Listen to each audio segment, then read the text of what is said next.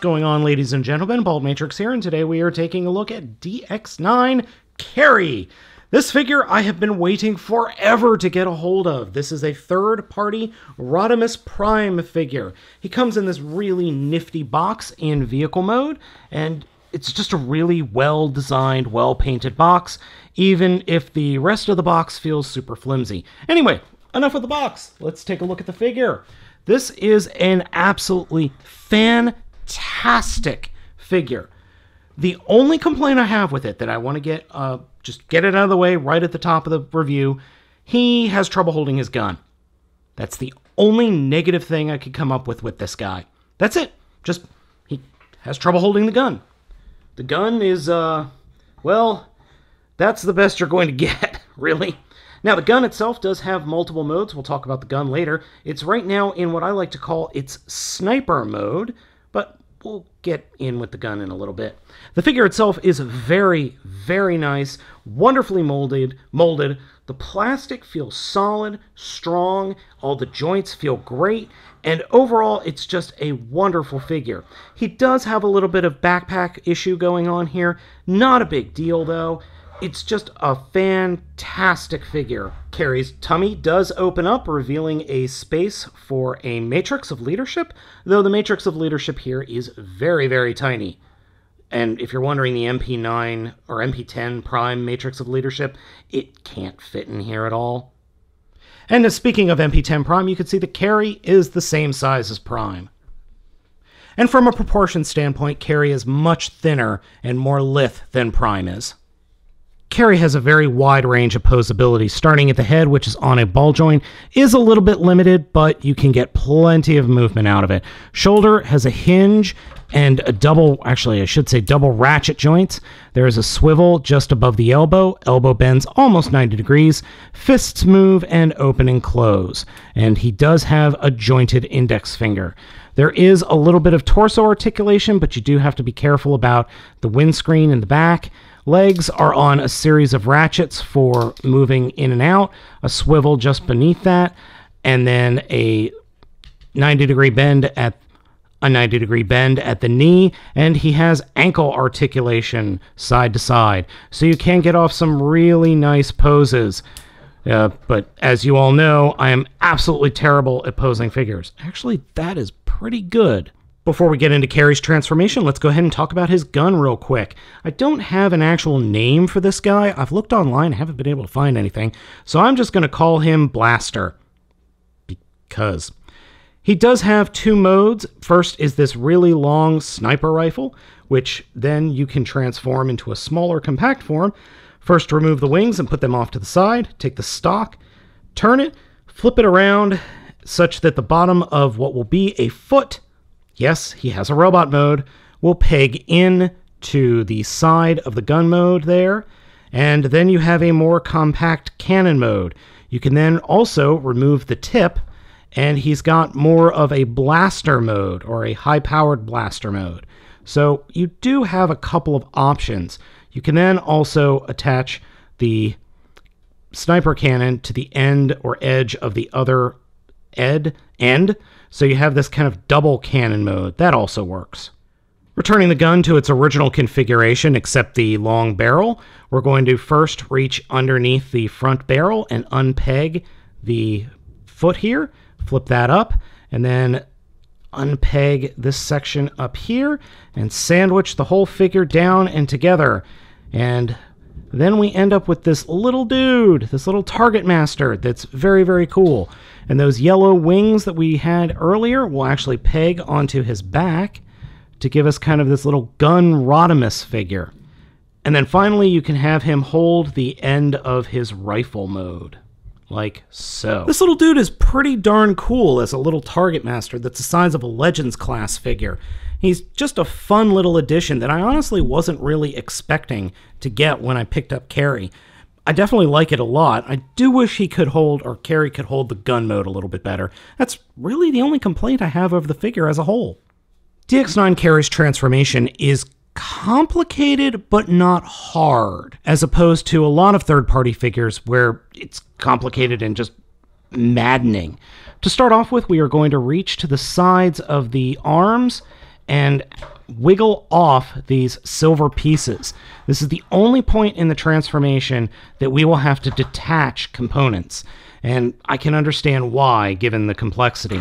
Then we will come to the arms and pull the outer arms away from the rest of the fists, and then they will swing down and straighten out the arms. So get those into place. And then the cavities that are left, we will fold the fists up into. It's actually a little bit harder than it looks sometimes because the pins there are very, very tight. So now that we've done that, we can come into the center of the figure. First, turn the legs all the way 180 degrees around, and then come to the center and pull the chest forward, removing it from these two pins, and then fold the arms all the way down. Detach them and just flip them down. Next, we flip the backpack out a little bit and flip out the windscreen here. Push the whole chest section down and reach underneath the head, and these orange bits that I have my thumbs on will actually push away from the head. And then we could take the robot head and fold it back along with the chest, and take the chest here and just make sure that you kind of fold it up and forward like that. Then come to this entire section back here where the orange bits are, and fold the head forward if you must, and flip the entire unit around, and then we can fold the head back. And then this other orange section that appears now, we can flip that whole section up, and that will form the front of the vehicle mode. So we get this back, the head back down and into place. Now we're going to turn the figure and kind of put it on what was the figure's stomach, because this is where we kind of need to go from here. Next, take the arms and then fold them straight up and underneath the chest plate, and then underneath the actual figure, they will peg into place and snap into place and rest nicely. And then we can flip the chest section down and peg everything into place. And the reason I like to leave this hood section folded out like this is just so it gives you a good idea of where everything lines up. And then just get that back in and fold it up. Next, we will come to the legs of the robot mode. Fold up the heels and they will double fold. And believe me, this is actually going from vehicle to robot mode. This is the hardest part of the transformation because these pins are incredibly tight in a good way. Then push the shins forward and they will detach from the rest of the legs, and fold the shins up along the front of the legs. And that will be, and that whole section, or the feet, will then be hidden within the back of the Space Winnebago. Next, we're going to take the feet, or the back of the legs, and unfold them. And once we unfold them, we can then realize that we made a mistake when we folded out or flipped the legs around. So we flip the bottom section around again, and then we flip the legs themselves around. And I keep doing this. I do this all the time. So now we have these bits pointing the right direction to fold out and form the sides of the vehicle mode. And they will actually peg into those forearm sections that we flipped out earlier. All right, next up, we are going to form the back of the vehicle mode. Flip out the backpack, and I mean literally fold it out in all of its ways, and fold it straight back. And this whole back section, these little tabs, will actually peg into those gray pieces right there. Now that the back is all good to go, we could come up to the sides and the front of the vehicle mode. So we'll start with the orange front, fold this orange section down, and then fold the canopy section down. And actually, it's kind of hard because you heard that click. It's very tight. And that will snap into place just above where the front of the chest was.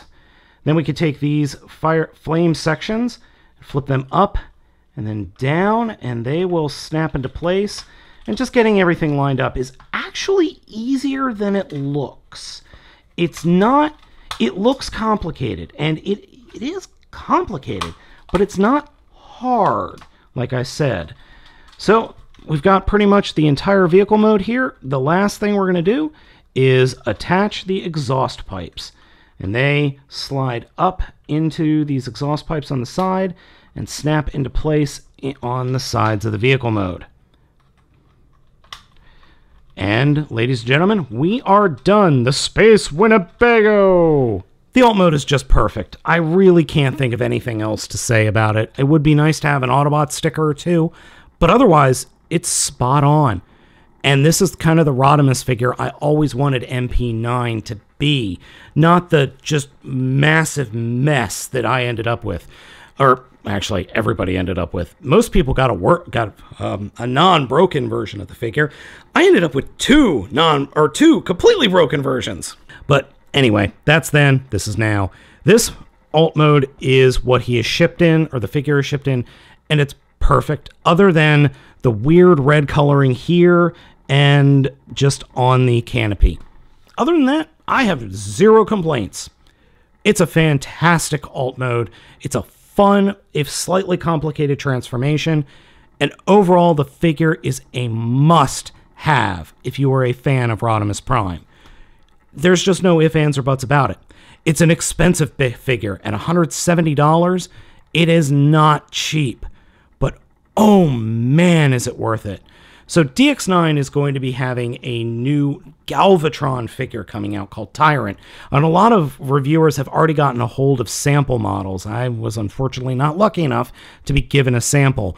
And I really, really want that figure, because having a Rodimus and a Galvatron figure in perfect third-party form, wow, that's just going to make my year, in all honesty. In gun form, the little dude can fit easily on the top of Dx9 Carry, thanks to this peg hole up here. But you could fit just about anything that'll fit that peg hole, which is a lot of fun. Overall, I think this is an excellent figure and definitely belongs in your collection, especially if you are a Rodimus Prime fan. So guys, I hope you have enjoyed this video review. As always, I'm Baltmatrix. Ask you to like, comment, and subscribe. Give me a thumbs up if you liked the video. Give me a thumbs down if you didn't. I will catch you next time.